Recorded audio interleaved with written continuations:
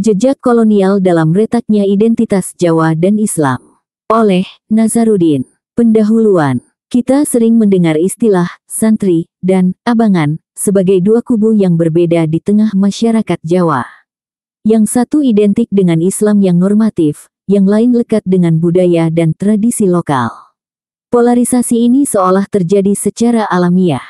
Namun, tahukah Anda, perpecahan ini bukanlah warisan murni leluhur. Ia adalah produk rekayasa kolonial yang menancapkan akarnya usai perang Diponegoro.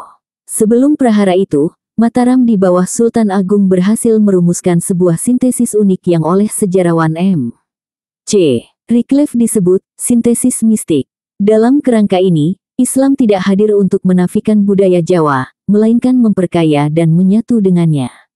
Sintesis itu berdiri di atas 3 pilar utama. Pertama, pengakuan bahwa orang Jawa adalah Muslim. Kedua, pelaksanaan rukun Islam sebagai fondasi spiritual. Ketiga, penerimaan atas kekuatan-kekuatan spiritual lokal, seperti pengkultusan Ratu Kidul.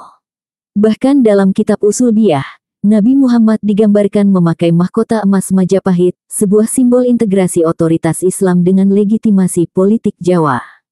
Pasca Perang Diponegoro, retaknya sintesis mistik.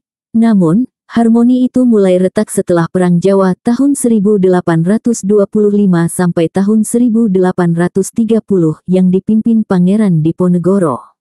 Perang ini bukan sekadar konflik politik, tetapi juga perlawanan spiritual dan kultural terhadap kolonialisme Belanda.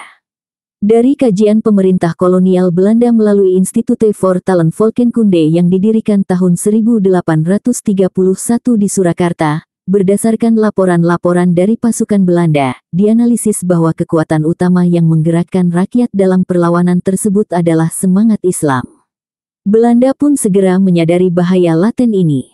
Kekalahan Diponegoro membuat mereka merumuskan strategi baru, memisahkan Islam dari kejawaan. Caranya, melalui rekayasa kebudayaan. Salah satunya lewat promosi dan penerbitan karya sastra mendiskreditkan Islam. Mangkunegara IV, misalnya, menulis Serat Wedatama tahun 1853 sampai tahun 1881 yang mengajarkan agar orang Jawa tidak meniru Nabi Muhammad secara penuh karena dianggap mustahil. Pesan simboliknya jelas, Islam harus diperlakukan sebagai lapisan tambahan, sementara inti kejawaan berdiri sendiri.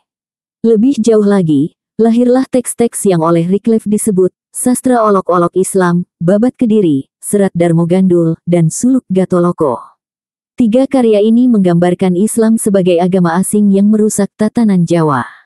Serat Darmogandul terang-terangan menolak Islam, Babat Kediri melukiskan Islamisasi sebagai tragedi, sementara Suluk Gatoloko penuh satire cabul yang merendahkan syariat. Legenda-legenda seperti Syekh Subakir dan Sabdo Palon dijadikan alat untuk membenturkan simbol-simbol Islam dengan kekuatan lokal, mengesankan bahwa Islam adalah unsur destruktif dalam tatanan kosmologis Jawa.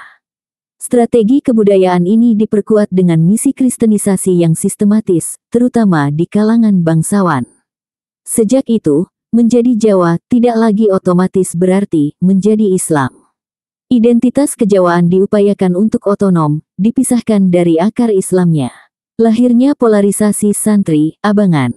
Inilah titik balik sejarah, proyek kolonial pasca Perang Diponegoro kemudian melahirkan polarisasi yang kita kenal hingga hari ini, santri dan abangan. Kaum santri identik dengan Islam normatif, pesantren, dan orientasi hidup berbasis syariat. Sebaliknya, abangan dikaitkan dengan tradisi sinkretik Jawa, wayang, slametan, dan spiritualitas nenek moyang. Perbedaan ini bukan sekadar soal ibadah, tapi meluas pada gaya hidup, pendidikan, pekerjaan, hingga cara mendidik anak. Menurut Wycliffe, di kalangan priyayi, yang sebagian besar masuk kategori abangan, bahkan muncul sentimen anti-Islam. Islam dipandang sebagai kesalahan sejarah, sebab dianggap telah meruntuhkan kejayaan Hindu-Buddha Jawa, khususnya Majapahit. Modernitas, bagi mereka, hanya mungkin lahir dari kombinasi antara ilmu Eropa dan restorasi kebudayaan pra-Islam. Ketika memasuki abad ke-20, polarisasi ini berubah menjadi identitas politik. Kaum santri terafiliasi dengan Sarekat Islam, Muhammadiyah, NU, hingga Masyumi. Sementara kaum abangan menyalurkan diri ke Budi Utomo, taman siswa, PNI hingga PKI. Bahkan konflik politik era 1950-an hingga keretakan sosial pasca reformasi banyak dipengaruhi warisan polarisasi ini. Kesimpulan, sejarah membuktikan, polarisasi santri abangan bukanlah takdir alami masyarakat Jawa. Ia merupakan produk rekayasa kolonial yang lahir dari trauma kekalahan Perang Diponegoro. Dengan memisahkan Islam dari kejawaan, Belanda berhasil memecah belah identitas masyarakat Jawa yang kemudian mengalami reproduksi kultural dalam wacana dan praktik politik Indonesia modern.